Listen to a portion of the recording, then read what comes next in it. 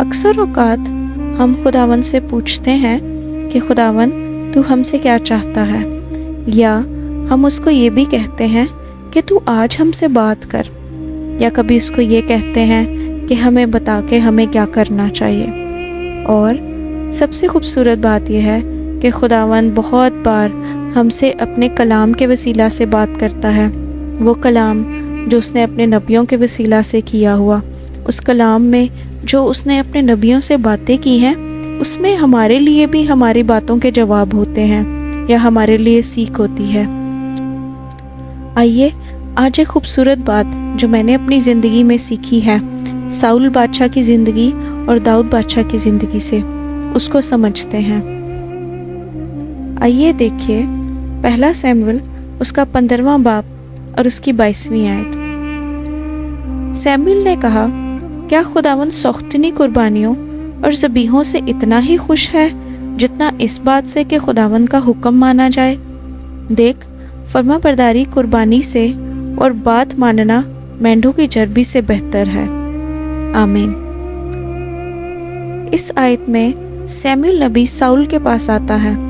جب خدا ساؤل بادشاہ کو یہ حکم دیتا ہے کہ وہ عمالیکیوں کو مار دے، ان کی قوم کو نیست و نابود کر دے اور اس میں سے کچھ بھی باقی نہ چھوڑے، لیکن ساؤل بادشاہ اس بات کو اس طور پہ پورا نہیں کرتا اور وہ خدا کے حکم کو پورا نہیں مانتا۔ اور جب ایسا ہوتا ہے تو خدا اپنے نبی سیموئیل کو بھیجتا ہے اس کے پاس اور اس سے یہ کہتا ہے کہ تو نے خدا کا حکم نہیں مانا، جبکہ ساؤل بادشاہ کو ایسے لگتا ہے کہ اس نے تو سارے حکم مانے ہیں، جو کچھ خدا نے اس کو کہا ہے وہ اس نے کیا ہے۔ ساؤل کو اپنی نظر میں ایسا لگ رہا ہوتا ہے کہ اس نے خدا کی فرما برداری کی ہے، لیکن خدا وہ حصہ دیکھ رہا ہے، خدا کی نظر اس حصہ پر ہے جہاں پر اس نے خدا کا حکم نہیں مانا۔ اسی لیے وہ اپنے نبی کو اس کے پاس بھیجتا ہے اور اس سے کہتا ہے کہ کیا خدا کو سوختنی قربانیوں اور ذبیحوں سے اتنی ہی خوشی ہوتی ہے جتنا اس بات سے کہ خداوند کا حکم مانا جائے؟ اور پھر وہ اس کو بتاتا ہے کہ فرما برداری قربانی سے اور بات ماننا مینڈوں کی چربی سے بہتر ہے۔ ہماری زندگی میں بہت سے ایسے موقع آتے ہیں جب خدا ہم سے بات کرتا ہے اور وہ چاہتا ہے کہ ہم اس کی بات پر عمل کریں، اس کی فرما برداری کریں، اس کی تابعداری کریں، اور اس فرما برداری اور تابعداری میں ہماری ہی بہتری ہوتی ہے۔ ایسا نہیں ہے کہ اس سے خدا کو کوئی فائدہ ہوتا ہے۔ خدا کے منہ سے جو بھی بات نکلتی ہے وہ ہم انسانوں کے لیے، جس کو اس نے اپنی صورت اپنی شبیہ پر بنایا، ہمارے لیے ہی بہتری اور بھلائی ہوتی ہے، کیونکہ وہ بھلائی کا خدا ہے اور اس نے ساری چیزیں جس طور پر پیدا کی ہیں وہ ہم انسانوں کی بہتری کے لیے پیدا کی ہیں۔ اس کے منصوبے ہمارے لیے بھلائی کے منصوبے ہیں، نہ کہ برائی کے منصوبے۔ اس وجہ سے خدا یہ چاہتا ہے کہ ہم اس کے حکموں پر عمل کریں، اور جب ہم اس کے حکم پر، آدھے حکم پر عمل کرتے ہیں اور آدھے پر نہیں کرتے، اور جس بات پر ہم نے عمل کیا ہوتا ہے یا جس بات کی ہم نے فرما برداری کی ہوتی ہے، جب ہم صرف اسی بات پر فخر کرنے لگتے ہیں کہ ہم نے تو یہ بھی کیا، خدا نے کہا تھا ہم نے تو یہ بھی کیا، لیکن جو نہیں کیا اس کو چھوڑ دیتے ہیں، تو اکثر اوقات وہی ہمارے گرنے کا سبب بن جاتا ہے۔ تو یہاں پر بھی ساؤل بادشاہ کی زندگی میں وہی بات جو اس نے نہیں مانی اور اس بات کو اس نے مینیپولیٹ کیا، اس بات کو اس نے تبدیل کیا، اور اس نے کہا کہ یہ جو سب جانور ہم لے آئے ہیں یہ خدا کی قربانی کے لیے ہی تو لائے ہیں۔ تو یاد رکھیں، جب ہم اس طرح اپنی باتوں کو مینیپولیٹ کرتے ہیں یا ان کو خداوند کے حضور اس کا عذر پیش کرتے ہیں، تو ہم خداوند کی حضوری سے خارج ہو جاتے ہیں، خدا اپنے روح کو ہم سے جدا کر لیتا ہے۔ خدا نے پھر کہا کہ اب تو بادشاہ نہیں رہے گا۔ وہ بادشاہ کی سیٹ پر منتخب تو رہا، لیکن خدا کی روح اس کے ساتھ موجود نہ تھی۔ اس لیے آج ہمیں بھی غور کرنا ہے اپنے ان کاموں پر جو ہم کر رہے ہیں، کیا ہم خدا کے حکم کو مکمل طور پر عمل کر رہے ہیں یا نہیں؟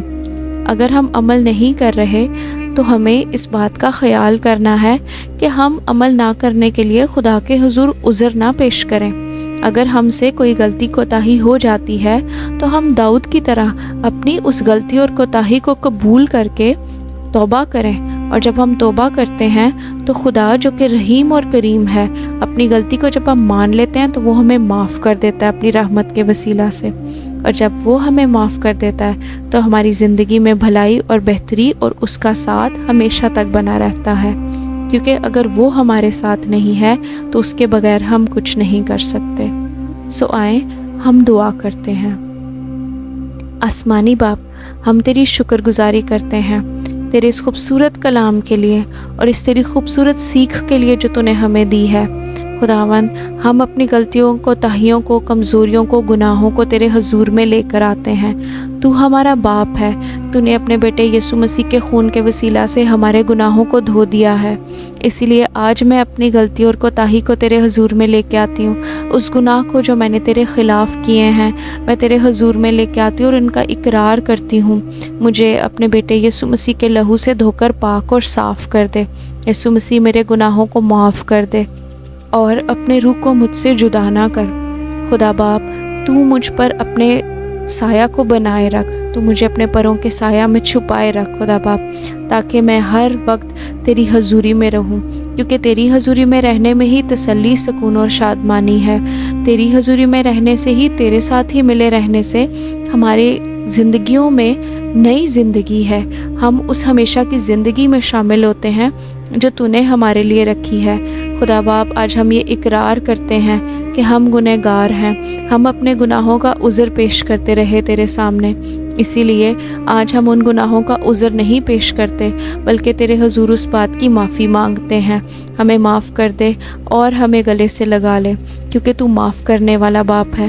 جیسے مصرف بیٹا خدا باپ، جب وہ اپنے باپ کے پاس واپس آیا تو اس کے باپ نے اس کے سارے گناہوں کو معاف کر کے اس کو گلے لگا لیا اور اس کو دوبارہ سے وہ اختیار بخشا۔ تو بھی اسی طرح سے معاف کرنے والا اور پیار کرنے والا باپ ہے، اور تو ہمارے گناہوں کو معاف کر کے ہمیں گلے لگا لیتا ہے۔ آج ہم ان کا اقرار کرتے ہیں اور تیرے حضور میں آتے ہیں، کیونکہ خداوند، جب ہم اپنے گناہوں کا اقرار کر کے تیرے حضور میں آ جاتے ہیں تو ہمیں اپنے بیٹے اور بیٹیاں بنا لیتا ہے۔ ہمارے لیے اس سے خوبصورت بات اور کوئی نہیں ہے۔ تیرا روح ہمارا مددگار ہو۔ روح القدس، ہم تجھے پکارتے ہیں کہ تو ہماری مدد کر اور ہمیں اس بات کے بارے میں سکھا کہ کیسے ہمیں اپنے گناہوں کا اقرار کرنا ہے۔ ہمیں وہ گناہ یاد دلا جو ہم بھول چکے ہیں اور ہم نے خدا باپ کے خلاف کیے ہیں، تاکہ ہم ان گناہوں کی معافی مانگ کر، توبہ کر کے خدا کی حضوری میں راست بازی سے شامل ہو سکیں۔ خدا باپ، یہ سب کچھ میں تیرے پیارے بیٹے یسوع مسیح کے قدرت والے نام سے مانگ لیتی ہوں، آمین۔